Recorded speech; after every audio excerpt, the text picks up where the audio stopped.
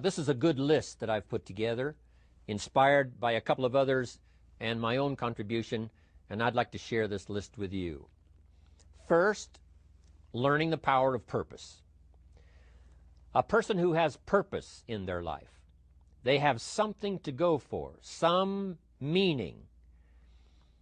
One writer described it, for some people it becomes a magnificent obsession. And for you and I, maybe it doesn't need to be that dramatic as a magnificent obsession. But it has to be something that does something to us, something that pulls us, especially into the future. You know, there are many influences on us. One is the influence of the past. Some people are always pulled back by the past. Some people are always pulled aside by the distractions. But here's what's powerful. If you have a list of high purpose in your life, it pulls you toward the future. And the more powerful the purpose is, the stronger it pulls. And here's the other great advantage if you have purpose for the future. It pulls you through all kinds of challenges and all kinds of difficulties. If you don't have these strong purposes for the future, it's easy to get swallowed by a bad day. It's easy to be almost annihilated by a poor month.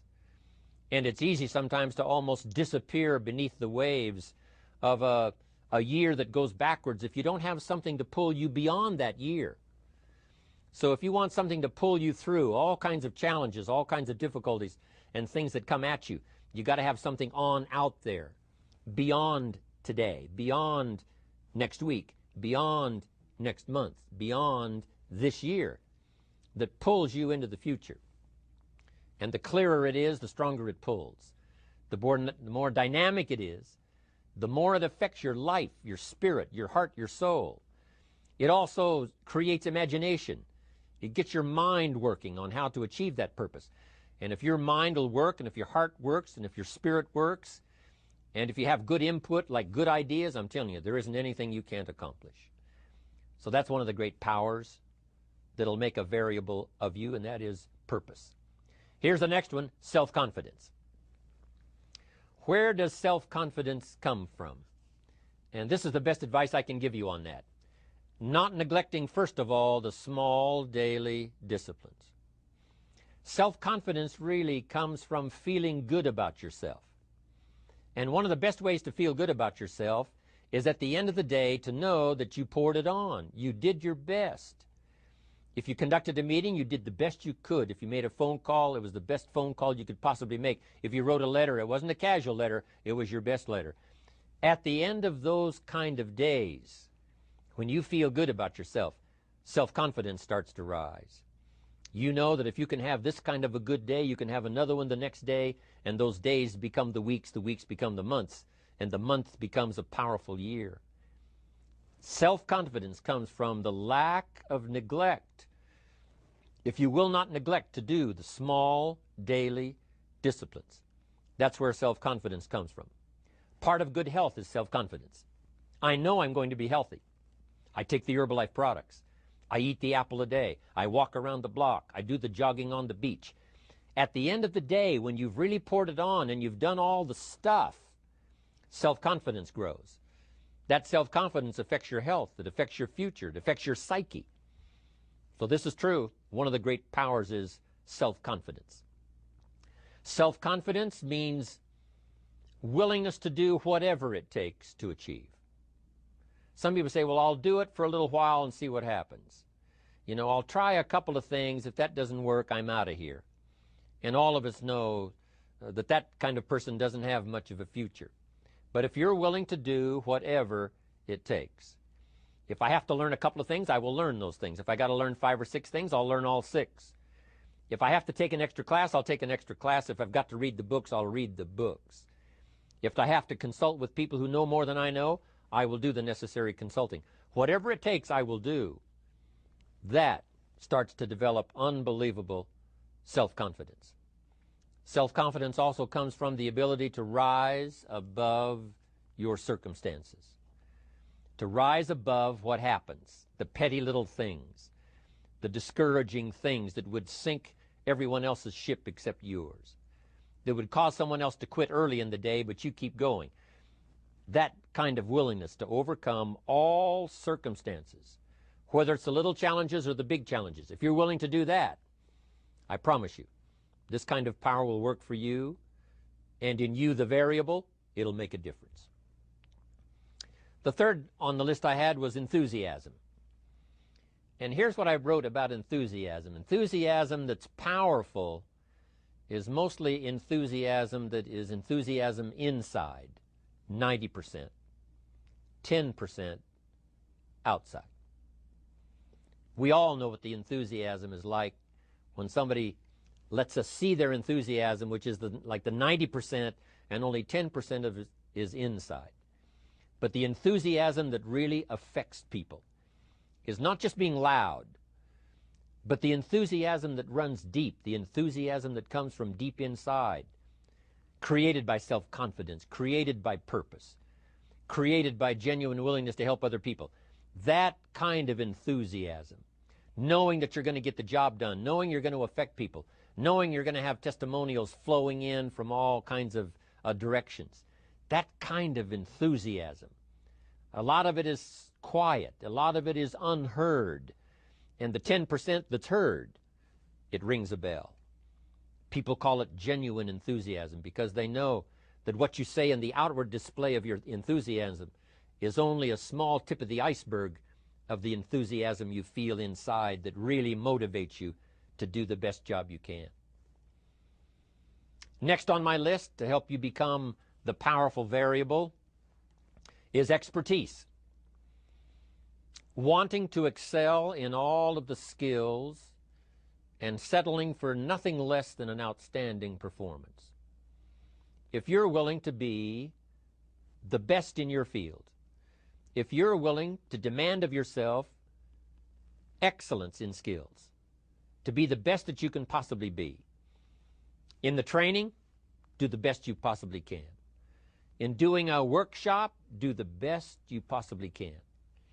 Developing the skills of using your personality, developing the skills of language, developing the skills of influence, developing the skills of organizing. If you're willing to be an expert in all of the skills, Herbalife has the way for you to invest those skills and not only make a handsome living, not only make a lot of money, but if you would so desire and if it would be your purpose, a chance to make your fortune. Expertise, excellence in skills. Here was the next one on my list, making a powerful contribution to you, the variable, and that is preparation. Well prepared. And preparation, of course, involves a whole lot of things. A big share of our life is preparing, getting ready. When we go to the first grade in school, we're just preparing for the second grade. After we've finished 2 grades, the 2 grades prepare us for number 3. Sometimes it seems like a long, excruciating time. And the time will just seem like it'll never come when we can finally have the performance that we really want. But it takes time to prepare. It takes time to get ready. And the decisions you make in the preparation time, those are the decisions that last for a lifetime. Preparing to have a good day. It's that preparing, maybe the night before, maybe the couple of days before the day that you're going to put everything together. The preparation for a meeting means that you've taken it serious. The preparation for doing a workshop means you're serious about the workshop. You want to make the best contribution. That kind of preparation is important. But here's preparation that's very vital, and that is to prepare yourself for success. Life seemingly does not wish to waste success on the unprepared. Life says, why waste a fortune on this person? They're not prepared to do the right things with it. They're not prepared to use it wisely. If a fortune was bestowed upon this unprepared person, it would probably be wasted. The people that could have been touched won't be touched. What could have been done won't be done because this fortune will have been wasted on the unprepared person. So not only look for fortune, not only look for the promise, but prepare yourself and ask of yourself, what can I do to make myself ready? Because remember, life was designed not to give us what we want, not to give us what we need, but life was designed to give us what we deserve. Every value in life must be paid for, and those that pay are the ones that get it. It says those that give receive. Someone says, I wish to receive, I wish to receive. You don't have to concentrate on receiving. Just become a good giver. It says those that search will find. Someone says, well, I need to find some good ideas to help change my life for the future. Then to find good ideas, that doesn't come because you need them. It comes because you search for them.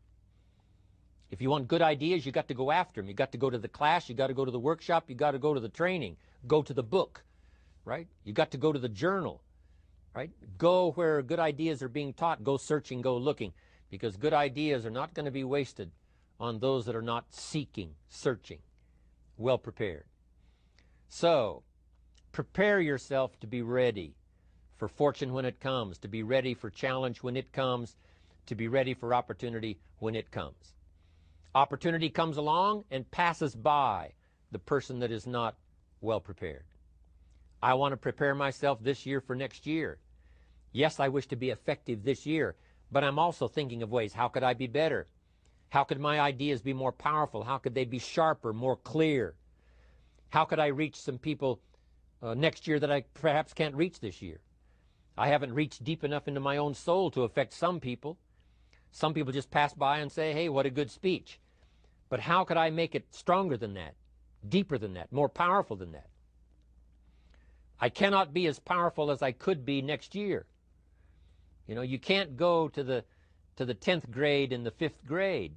You just got to go through the grades. But the more you are prepared, when the 10th grade finally comes, now you can cash in and get 2 times, 3 times, 5 times more value from it by being prepared.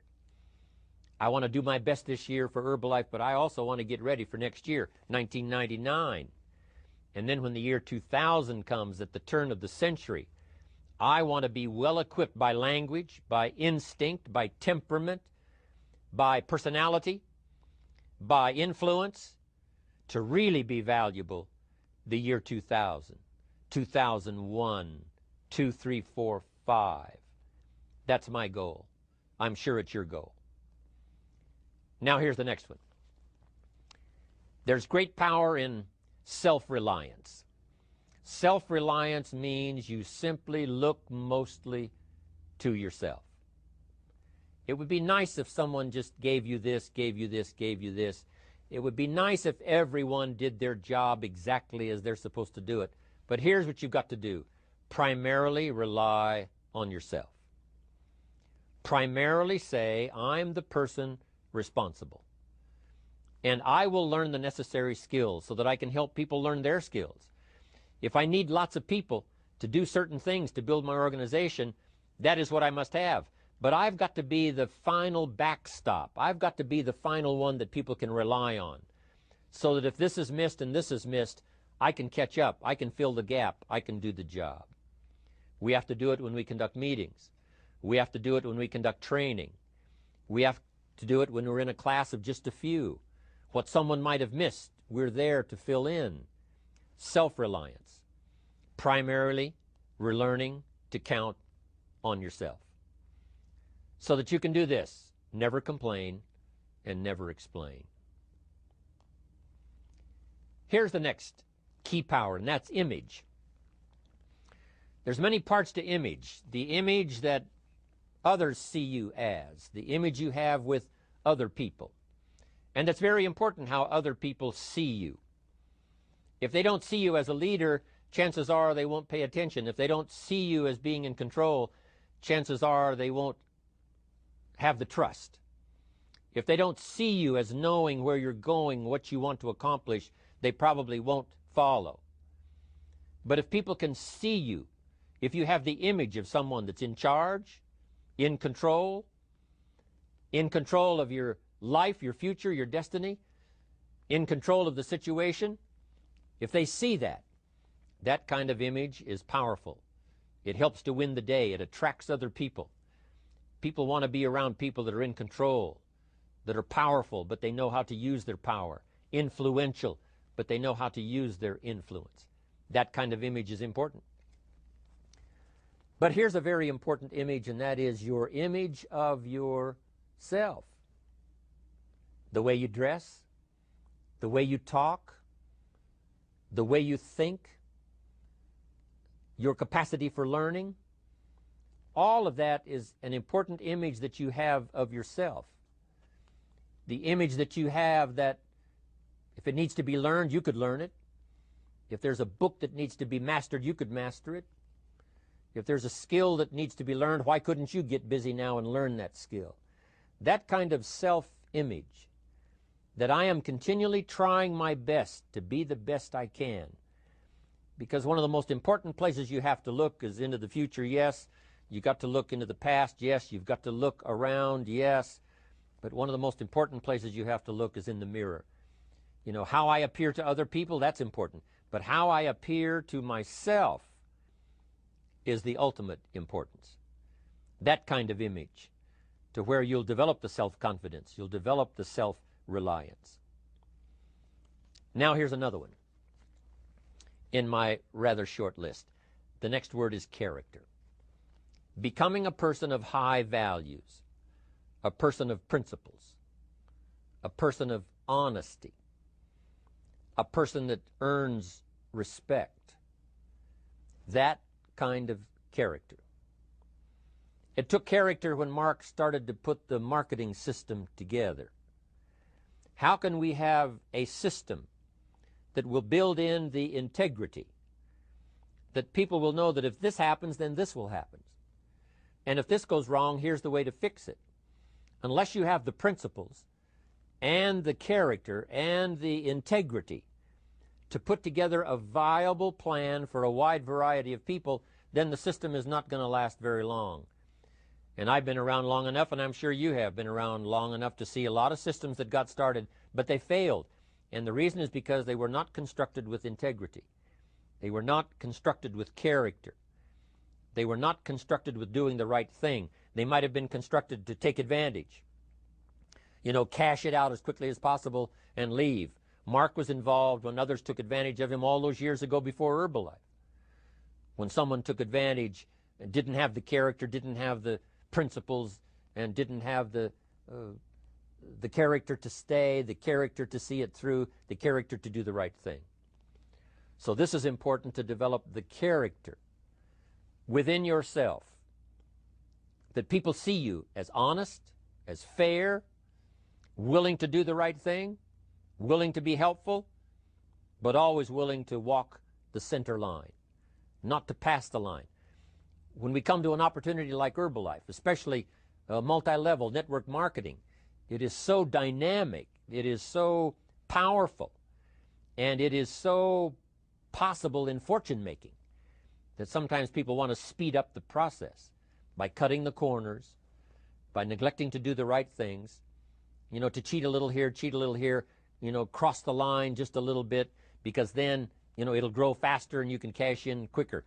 Not necessary here. Doing Herbalife right will build your fortune longer and stronger than trying to cut the corners and not doing it right.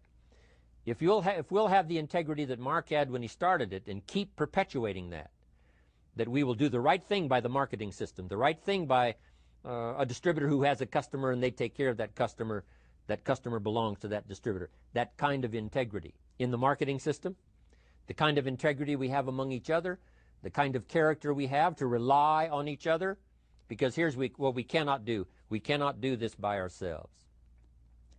Mark's got to count on me. I've got to count on Mark. We've got to count on the president's team. The president's team has to count on the chairman's club for advice and counsel. We have to count on the millionaire team, the tabulator team, the world team. We've got to count on the distributor. We've got to count on the distributor giving the right message to the potential customer. We've got to count on the distributor giving wise counsel to the new recruit, teaching them the right way, the Herbalife way, the principled way, the character way. Vitally important. Building and developing your own character. Now here's another one. It's called self-discipline. Self-discipline, all of us have a challenge with that. Because sometimes it's easy, and especially if you're working hard, doing the best you can, it's easy sometimes to let up and let it go. But remember, So many people, especially now that we're as big as we are around the world, are counting on what we do. At home office, they have to be careful. They have to be disciplined. It's easy for the person who ships the product from Herbalife says, oh, well, I'll wait until tomorrow to ship it. And then they go home and sleep like a baby. But the distributor who's waiting for that product doesn't sleep that night, or doesn't sleep when the product doesn't show on time. But if everybody will have the discipline to say, I will do the best job I can. I will make mistakes, of course, because we're all human, but I'll try to remedy those mistakes and do the best job I can.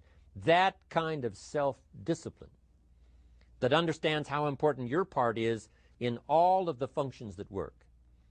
Coming to work on the set here, HBN, there's so many people that play a part. And each one of the parts that are played is necessary to put on the broadcast, make it viable, make it real, make it powerful. Any couple of them missing, and it would be a disaster. But all of it put together, and it works like a charm. Each person developing the self-discipline to do their part, do their job. Here's one more, and that is the power of extraordinary performance and demanding of yourself excellent results. This is so important. If you want to live extraordinary, you must do extraordinary. If you want an extraordinary income, you must do extraordinary things. If you want an extraordinary fortune, you must go with the demands of what it takes to have that fortune. Mark has made such a fortune, it's almost beyond comprehension what the numbers really are. But guess what he has the satisfaction of knowing? He earned it all. If he'd have been lax in the performance, Herbalife would not be here these 18 years later. Herbalife would have been a footnote in multi-level history. But because he performed year after year, the 3rd year and the 5th year, and the 7th year and the 10th year, and the 12th year and the 15th year, and now performing well in the 18th year, I'm telling you, that's what makes it such a viable fortune for Mark personally, of course, because he did the job. If we would ask of ourselves that kind of performance, and you've got to ask it of yourself. You know, I can't ask it of you. I would try to inspire you. I would try my best to share with you what it might taste like, what it's like to finally make your fortune. It happened for me. But here's what you must do. You must demand it of yourself. Society does not demand that you not have a heart attack. But if you want to escape having a heart attack, you must demand it of yourself. Society doesn't demand that you take Herbalife and improve your health. You have to demand it of yourself. Society doesn't demand that you jog around the block every morning. But if you want good health, you must demand it of yourself. Society doesn't demand that you read a couple of books a week and improve your intelligence and your knowledge. That you must demand of yourself. Society does not demand that you build a financial wall around your family nothing can get through. That's not a demand of society. But you must demand it, if you wish it, you must demand it of yourself. Society doesn't demand that you learn a list of 10 skills in order to ensure your own future and the future of your family. Society doesn't demand it, doesn't require it. It is not a law. But if you want the benefit, you must demand it of yourself.